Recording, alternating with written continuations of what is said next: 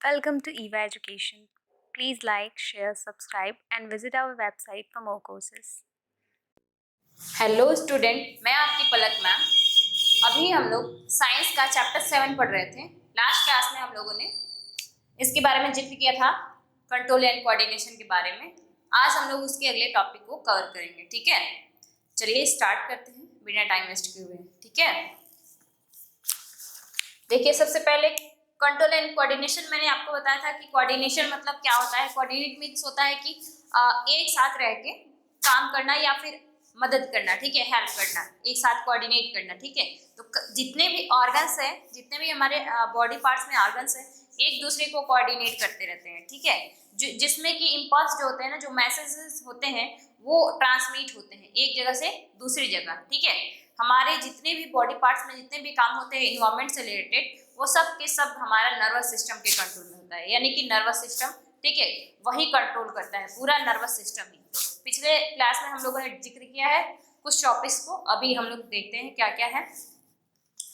पहला human brain. Human brain मतलब होता है दिमाग। जितने भी टोटल कार्य होते हैं, चाहे कुछ भी होता है, तो हम लोग किस तरीके से सोचते हैं, कहाँ से सोचते हैं, कैसे होता है, सब कुछ किस पर डिपेंड करता है, हमारे ब्रेन पे डिपेंड करता है। ठीक है, हमारे ब्रेन यानी हमारे दिमाग पर डिपेंड करता है कि हमारा दिमाग कितना तेज है। अब पढ़ते तो मान लीजिए एक क्लास में 50 स्टूडेंट पढ़ते हैं, लेकिन सभी के पास अलग अलग सोचने की, समझने की क्षमता है।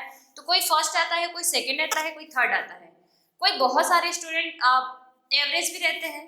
तो ऐसा इसलिए होता है क्योंकि जो हमारा दिमाग है उसके सोचने समझने की शक्ति को बढ़ाना। ठीक है, यदि हम जितना भी सोचते हैं, जितना भी उस पर प्रेशर करेंगे, तो उतना तेज हम लोग का दिमाग होगा। जितना कम हम लोग पढ़ेंगे, जितना कम हम लोग सोचेंगे, उतना कम हमारा दिमाग होगा। तो दिमाग डिपेंड करता है कि आप कितना उसको खर्च कर रहे हैं। ठीक है, जैसे क्लास में बहुत सारे स्टूडेंट होते हैं जो बहुत ज़्यादा तेज होते हैं, हम लोग बोलते हैं वो बहुत तेज है, वो बहुत तेज है, लड़की चाहे लड़का कोई भी हो। तो ऐसा इसलिए होता है कि वो इंसान पढ़ रहा है, उसको समझ आ रही है, तो चीज़ों को देख के समझना, देखना, सब कुछ, ये सब कुछ डिपेंड आप पे करता है। ठीक है, तो हमारा ब्रेन आज का टॉपिक है, अभी पढ़ते हैं। Types of nervous system. Nervous system मैंने आपको बताया, नर्वस सिस्टम ही कंट्रोल करता है हमारे ब्रेन को। ठीक है, तो नर्वस सिस्टम में टाइप क्या हो जाते हैं, the central nervous system and the peripheral nervous system. जो सेंट्रल नर्वस सिस्टम है और पेरिफेरल नर्वस सिस्टम, ठीक है, ये दोनों के दोनों ही टू टाइप्स पार्ट्स हैं नर्वस सिस्टम के। ये पूरे सीएनएस और पीएनएस, इन दोनों को हम लोग बोलते हैं सीएनएस, सीएनएस, और इसको बोलते हैं पीएनएस। ठीक है, यानी कि ये हो जाता है आपका सीएनएस और ये होता है आपका पीएनएस। ठीक है, इसको बहुत फेमस है सीएनएस, सेंट्रल नर्वस सिस्टम। अब इसे हम लोग पढ़ते हैं, पहले एक एक करके हम लोग दोनों को पढ़ेंगे। ठीक है, सेंट्रल नर्वस सिस्टम का क्या है, the brain and the spinal cord are part of the central nervous system. यानी सबसे पहले कि सीएनएस में कौन कौन से पार्ट्स आते हैं, तो ब्रेन आता है, और क्या आता है आपका, ब्रेन और स्पाइनल कॉर्ड। इसको ध्यान में रखे रहना है कि ब्रेन और स्पाइनल कॉर्ड क्या है, दो पार्ट्स हैं सेंट्रल नर्वस सिस्टम के। यही दोनों पार्ट्स आपके सीएनएस यानी सेंट्रल नर्वस सिस्टम के पार्ट्स हैं। ठीक है, नेक्स्ट पॉइंट है इट रिसीव डेटा। ये रिसीव करता है डेटा को फ्रॉम द बॉडी, यानी कि बॉडी से ले लिया। ठीक है, ये रिसीव किया क्या चीज को, रिसीव किया डेटा को बॉडी से, और फिर उसके बाद ट्रांसमिट कर दिया इंस्ट्रक्शन को किस सर्टेन ऑर्गन्स को। जितने भी कुछ ऑर्गन्स हैं ना, जितने भी ऑर्गन्स पड़े हुए हैं, उनको ये क्या कर दिया, दे दिया। सबसे पहले ये क्या किया, रिसीव किया डेटा को उस बॉडी से, मतलब हमारे शरीर से रिसीव किया, उसके बाद किसको दे दिया, सर्टेन ऑर्गन्स को दे दिया कि भाई ये काम हो रहे हैं, चाहे जो भी कार्य हो रहे हैं, उसको लग रहा है कि किसको भेजना है, तो वो भेज देता है। ठीक है, मैसेज को या डेटा को। ठीक है, the forebrain, midbrain और हिंड ब्रेन, ये सब 3 मेजर पोर्शन है एरियाज ऑफ द ब्रेन। कौन कौन से है region, forebrain, midbrain और हिंड ब्रेन। ठीक है, ये 3 आपके हैं, 3 हाइंड ब्रेन भी बोलते हैं कोई लोग।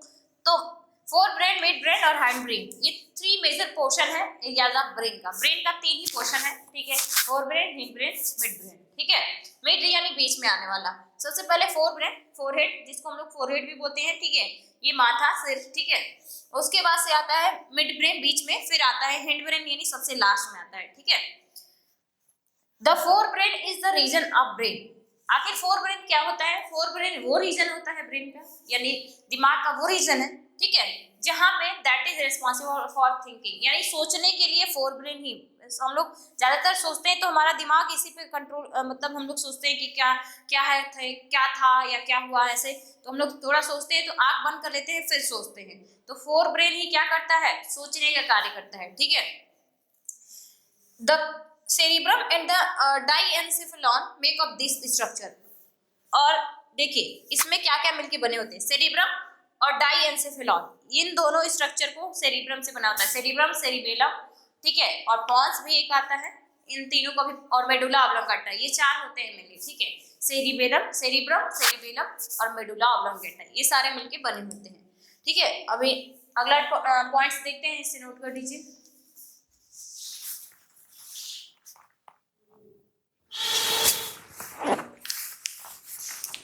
हम लोग यहाँ से पढ़ रहे थे, ठीक है, क्या था कि द फोर ब्रेन, जो फोर ब्रेन होता है, ठीक है, जो फोर ब्रेन होता है, the forebrain is the region of the brain, जो फोर ब्रेन होता है वो रीजन होता है ब्रेन का, वो दिमाग का, that is responsible for thinking, सोचने के लिए वही रेस्पॉन्सिबल होता है, फोर ब्रेन, ठीक है।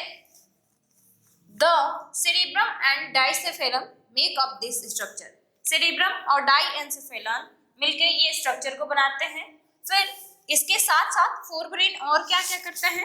फोर ब्रेन देखिए ये तो है ही, इसके साथ साथ मेमोरी और इंटेलिजेंस, यानी याददाश्त, कितना याद रखते हैं आप क्या कितना बौद्धिक क्षमता है, बौद्धिक स्तर कितना है, intelligence, as well as sense centres such as hearing, और यहाँ तक कि जो सेंस हम लोग होता है ना, सेंस ऑर्गन्स 5 हम लोग जानते हैं ना, सेंस ऑर्गन ह्यूमन बींग्स में होते हैं, ह्यूमन बींग्स में, तो सुनना, क्या सुनना है हमें इसमें, यानी क्या हमें महक आती है, गंदा है कि अच्छा है, साइड क्या देखना है, यहाँ तक कि और all house in the cerebrum, यानी सभी का घर कहाँ पे होता है, सुनना, देखना, ये सब कुछ, स्मेल करना, सब कुछ का साइट होता है कहाँ पे?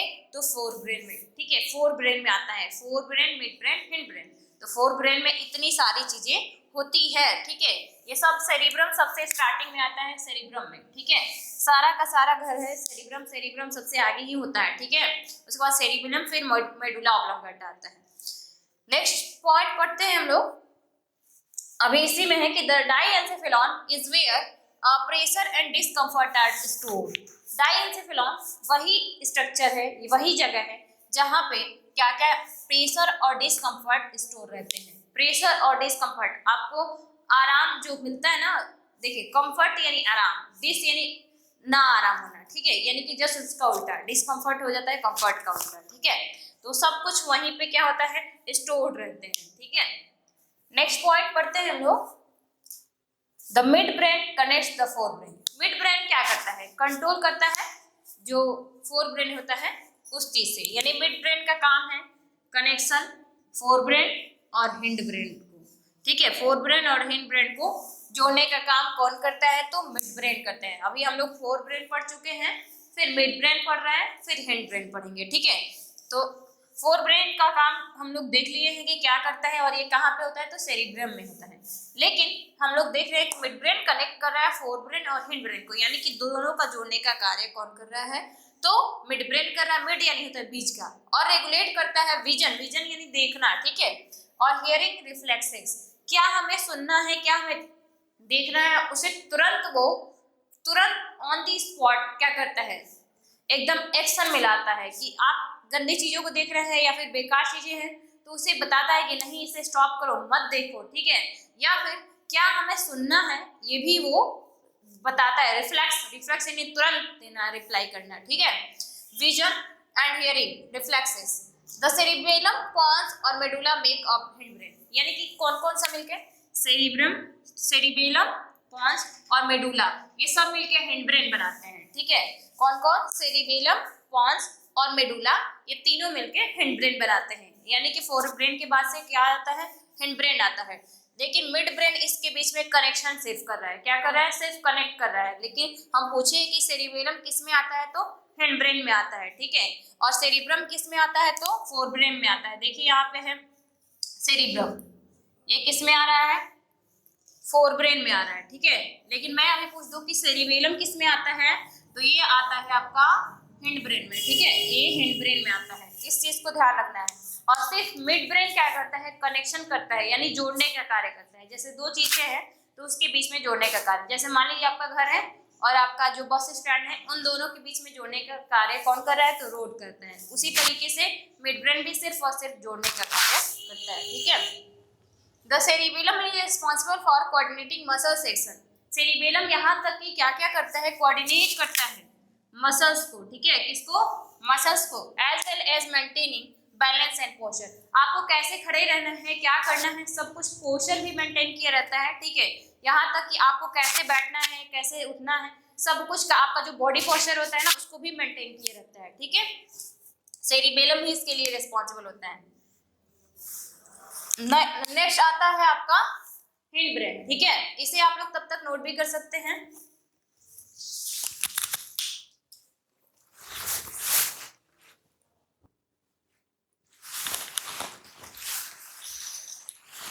नेक्स्ट है आपका मेडुला ऑब्लांगेटा, ठीक है।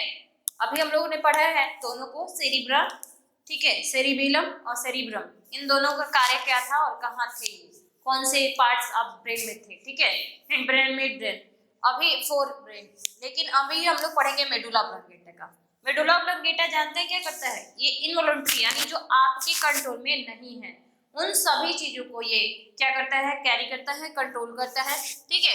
और फंक्शन इसका यही है कि मेडुला ऑब्लांगेटा चार्ज है इनवॉलंटरी फंक्शन का, जैसे कि ब्लड प्रेशर, सेलिवेशन, वोमिटिंग और हार्ट रेट, ठीक है। जैसे आपके कंट्रोल में कुछ नहीं है, जैसे बेहोश होना, चाहे वो वोमिटिंग होना, चाहे बहुत सारी हार्ट रेट जो हार्ट बीट चल रही होती है, आपके कंट्रोल में नहीं है कि आप उसको रोक के थोड़े समय के लिए कुछ भी कंट्रोल किया जा सकता है, लेकिन बहुत ज्यादा समय के लिए नहीं कंट्रोल किया जा सकता है। यानी इनवॉलंटरी, यानी आपके कंट्रोल में ये नहीं है, आप उसको नहीं कर सकते। आप कंट्रोल कर सकते हैं कि क्या खाना है क्या नहीं खाना है, लेकिन जो हार्ट रेट चल रहा है आप उसको कंट्रोल नहीं कर सकते, वो अपना हमेशा चलते ही रहेगा, ठीक है, जब तक कि हम लोग जिंदा है, जीवित है। स्पाइन यानी कि क्या है, medulla oblongata is in charge of involuntary, वो इंचार्ज है इनवॉलंटरी फंक्शन का। जैसे कि मैंने आपको बताया क्या क्या चीजें, ब्लड प्रेशर का, सेलिवेशन का, वोमिटिंग का और हार्ट रेट का, ठीक है। इन सभी का कार्य कौन करता है, medulla oblongata.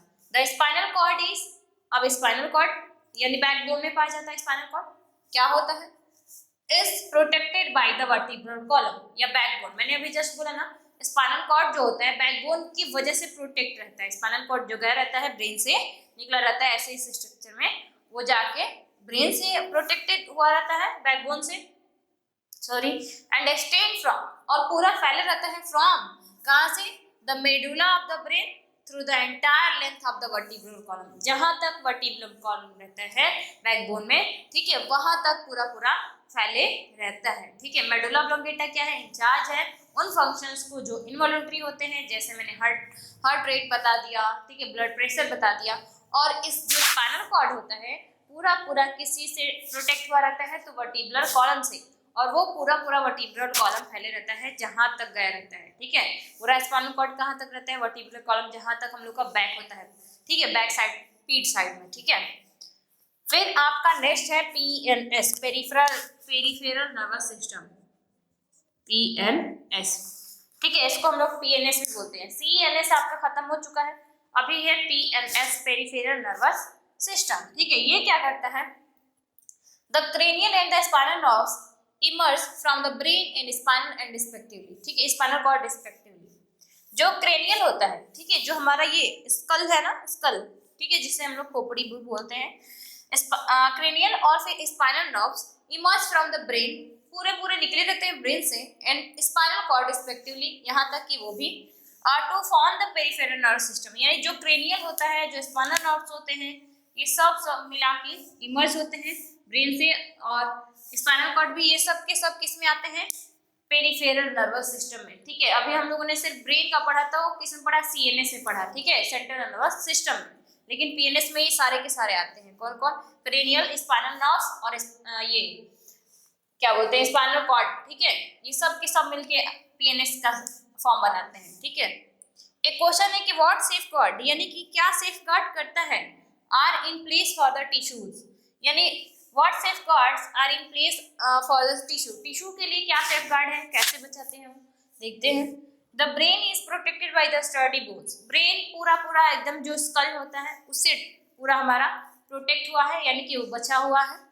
As well as यहाँ तक कि फ्लूइड, उसमें पूरा फ्लूइड भरा रहता है, ठीक है, पूरे जो ब्रेन होता है उसमें पूरा फ्लूइड भरा रहता है। उस फ्लूइड का नाम है, क्या है नाम, सेरिब्रोस्पाइनल फ्लूइड, ठीक है, उसका क्या नाम है, CFS, ऐसे इसको बोलते हैं, CFS, CSF, मैंने क्या बोला, क्या लिखा है देखिए तो, CSF, ठीक है, सेरिब्रोस्पाइनल फ्लूइड, ठीक है, CSF,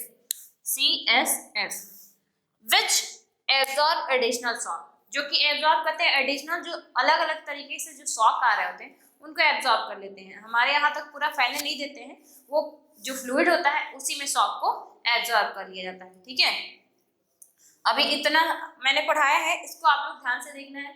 मैंने माइंड पूरा जो ब्रेन का पढ़ा दिया है, ठीक है, ब्रेन में मैंने आपको पढ़ाया, ठीक है, ह्यूमन ब्रेन में कि fore brain, hind brain, mid brain, fore brain, mid brain, hind brain, उसके साथ साथ अब मैंने पढ़ा दिया सेरिबेलम, सेरिबेलम और फिर मेडुला ऑब्लोंगेटा, ये कौन कौन से पार्ट में आते हैं और इनका क्या काम है। अभी इसको हम लोग समरी के रूप में देखेंगे, ठीक है, देख लीजिए, अभी इसको नोट कर लीजिए।